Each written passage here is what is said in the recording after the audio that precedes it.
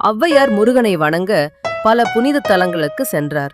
ஒரு நாள் ஊருக்கு செல்லும் வழியில் காட்டுப்பாதையை கடக்க வேண்டிய நிலை ஏற்பட்டது. பயம் ஏதும் இல்லாமல் முருகனை மனதில் நினைத்தபடியே நடந்தார்.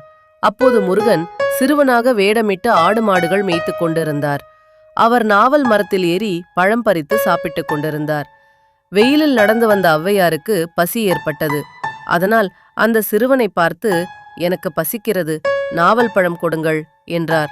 சிறுவன், இங்கு சுட்ட பழமும் சுடாத பழமும் இருக்கு, எது வேண்டும் என்றான்.